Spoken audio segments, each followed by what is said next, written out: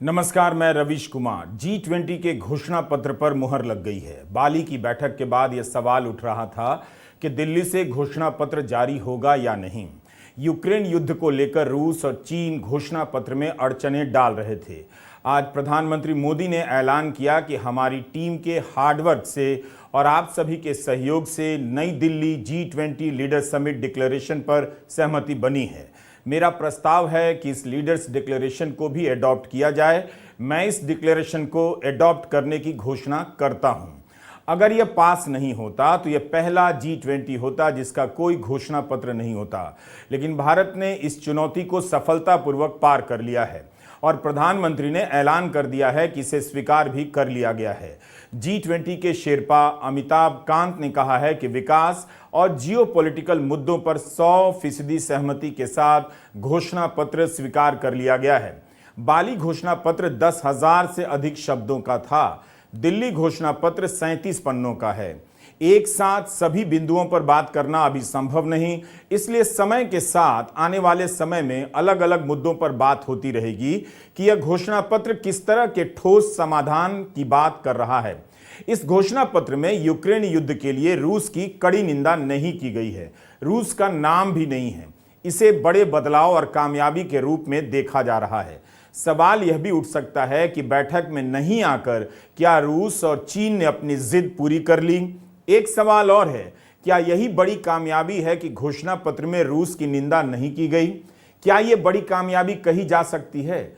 अगर रूस युद्ध नहीं कर रहा है तो यूक्रेन में क्या खुद से युद्ध हो रहा है? अगर रूस के अलावा अन्य ताकतें जिम्मेदार हैं तो उन पर भी चुप रहना क्या कूटनीतिक सफलता है? चुप रहने का रास्ता निकालना कौन सी बड़ी कामयाबी नजर आती है?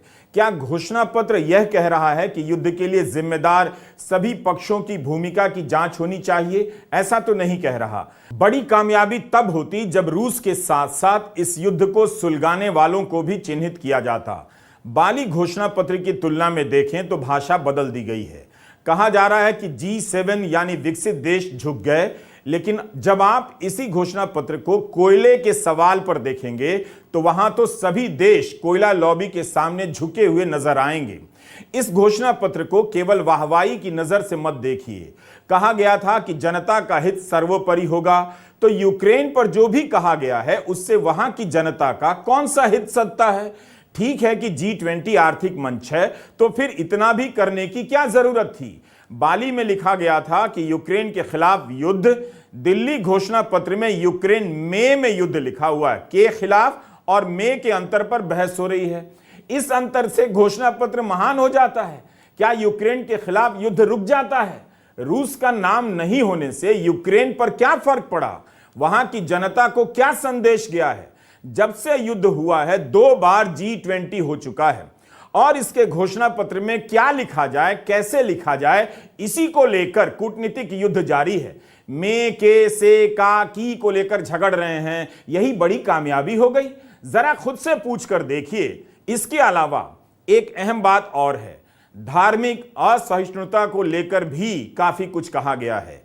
घोषणा पत्र के पैराग्राफ 78 में कहा गया है कि हम इस बात पर जोर देते हैं कि धार्मिक आजादी को काफी महत्व दिया जाए। धार्मिक पुस्तकों को लेकर जो हिंसा हो रही है उसे रोकने की जरूरत है। इस पर जोर दिया गया है कि दुनिया में अलग अलग धर्म हैं, ग्रंथ हैं, उन्हें लेकर सम्मान बना रहे, इसके लिए जागरूकता लानी चाहिए। कहा गया है कि हम मानते हैं कि संगठित होने की आजादी, कहीं पर जमा होने की आजादी, अपने धर्म को लेकर कहने की आजादी का आपस में बहुत गहरा संबंध है। हम सभी प्रकार की धार्मिक हिंसा की कठोर निंदा करते हैं। हिंदू अखबार की पत्रकार सुहासिनी हैदर ने लिखा है कि G20 के एशियाई देशों ने इसका प्रस्ताव रखा, मगर यूरोपियन यूनियन ने इसे ठुकरा दिया।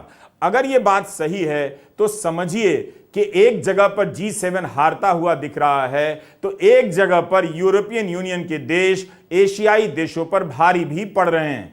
धार्मिक नफरत का ऐसा प्रकोप है कि जितनी तबाही प्राकृतिक आपदा से होती है उतनी ही तबाही धार्मिक नफरत से होने वाले दंगों से हो जाती है, मगर यूरोपियन यूनियन के देशों ने इसे नहीं माना। हम आज के इस वीडियो में कोयले के इस्तेमाल के सवाल पर जोर देना चाहते हैं। G20 घोषणा पत्र में इस तरह का कोई वादा नहीं किया गया है कि कोयले का इस्तेमाल कब तक और किस तरह से कम कर दिया जाएगा। 37 पन्नों के घोषणा पत्र में इस वादे को जगह नहीं मिली कि कब तक कोयले पर निर्भरता समाप्त की जाएगी। आप जानते हैं कि तमाम तरह की जलवायु रिपोर्ट में कोयले के बेतहाशा उत्पादन को लेकर चेतावनी दी जा चुकी है। इस संकट का नतीजा रोज हम किसी न किसी शहर में देख रहे हैं। G20 नेताओं ने बस इतना कहा है कि वे कोयले के उत्पादन को घटाने के महत्व को समझते हैं। कुछ दिन पहले संयुक्त राष्ट्र की रिपोर्ट आई है कि कोयले के उत्पादन पर कठोर फैसला लेना होगा। G20 में घोषणा पत्र जारी हो गया, यही बड़ी कामयाबी नहीं है। यह भी देखना चाहिए कि अलग अलग मुद्दों को लेकर क्या फैसला हुआ है, किस तरह से कोयले को लेकर ईमानदारी से बात रखी गई है या चालाकी से कही जा रही है। कम से कम कोयले के मामले में यही नजर आ रहा है। इतने साल से इसके खतरे की बात हो रही है और G20 यही कह पा रहा है कि हम इसके दुष्प्रभाव के महत्व को समझते हैं। बहुत मेहरबानी जनाब कि आप दुष्प्रभाव के महत्व को समझते हैं और फिर भी समझने के बाद कुछ नहीं करते।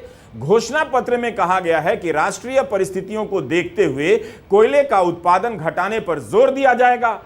ऐसा होना ही था, क्योंकि जब G20 के समूह की इस मसले पर बैठक हुई तब भी घुमा फिराकर इसी तरह की बातें कही गई थी। कोई आम सहमति नहीं बन पाई और वही घोषणा पत्र में नजर आई। गोलमोल बातें कही गई हैं, कोई ठोस बात नहीं है। साफ सुथरी ऊर्जा की जरूरत है, लेकिन इस जरूरत को न जाने कितने दशक से रेखांकित किया जा चुका है। अगर इतने महत्वपूर्ण मुद्दे पर G20 फैसला नहीं ले सका, ठोस वादा नहीं कर सका, तो फिर इस घोषणा पत्र का आप क्या करेंगे? क्या यह समय सिर्फ जरूरत जताने की है? हजारों लोग वायु प्रदूषण से मर जा रहे हैं। कोयला इस प्रदूषण का बड़ा कारण है। ऊर्जा के क्षेत्र में G20 बड़ी बुरी तरह से नाकाम नजर आ रहा है। इसका ऐलान एनर्जी ट्रैकर जैसी वेबसाइट पहले ही कर चुकी है। यह कोयले का खदान है। हमें समझना होगा कि विकासशील देश क्यों कोयले पर निर्भर हैं। केवल अपनी ऊर्जा की जरूरतों को पूरा करने के लिए नहीं, बल्कि विकसित देशों की विकास की भूख को मिटाने के लिए भी।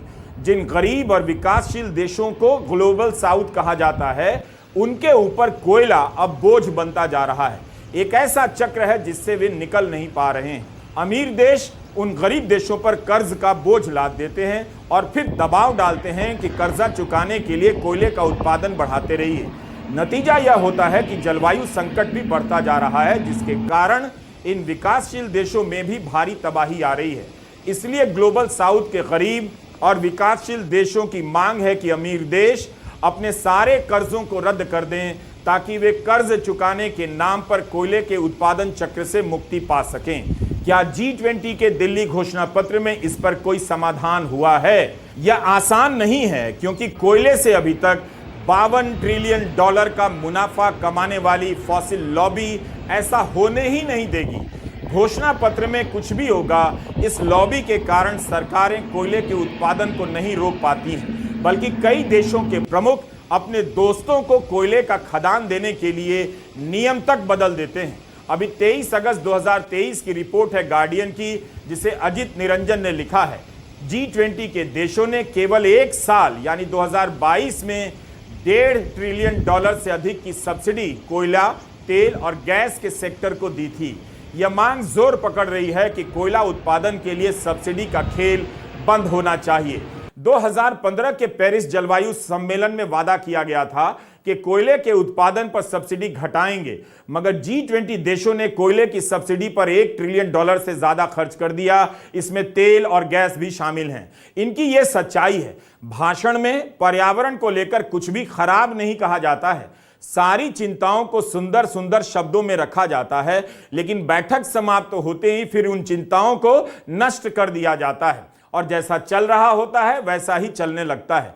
G20 के 7 बड़े देश ब्राजील, चीन, भारत, जापान, दक्षिण कोरिया, दक्षिण अफ्रीका और अमेरिका ने अभी तक कोयले के इस्तेमाल को कम करने के अपने प्लान दुनिया से साझा नहीं किए हैं। जून 2023 में भारत सरकार ने घोषणा की थी कि अगले 5 साल तक कोल प्लांट को लेकर कोई नया प्रस्ताव नहीं लिया जाएगा।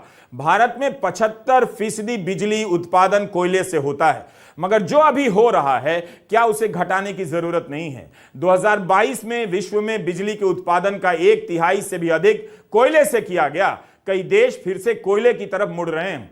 G20 का घोषणा पत्र पर्यावरण संकट की जरूरतों की बात करता है, मगर क्या करना है साफ साफ तय नहीं कर पाया। 9 सितंबर को बैठक की अध्यक्षता करते हुए प्रधानमंत्री ने पर्यावरण से जुड़े कई मुद्दों को सामने रखा। उन्होंने बताया कि भारत ने लाइफस्टाइल फॉर एनवायरनमेंट मिशन की शुरुआत की है। इसी के तहत पूरा विश्व इस साल इंटरनेशनल ईयर ऑफ मिलेट्स मना रहा है। इसका संबंध जलवायु सुरक्षा से भी है। इसी भावना के साथ COP26 में भारत ने green grids initiative one sun one world one grid launch किया था। आज भारत दुनिया के उन देशों में है जहां बहुत बड़े पैमाने पर सोलर रिवॉल्यूशन चल रहा है। भारत के करोड़ों किसान अब नेचुरल फार्मिंग अपना रहे हैं। भारत में ग्रीन हाइड्रोजन के उत्पादन को बढ़ाने के लिए नेशनल ग्रीन हाइड्रोजन मिशन भी लॉन्च हुआ है। G20 की प्रेसिडेंसी के दौरान भारत ने ग्लोबल हाइड्रोजन इकोसिस्टम बनाने की दिशा में भी महत्वपूर्ण कदम उठाए हैं।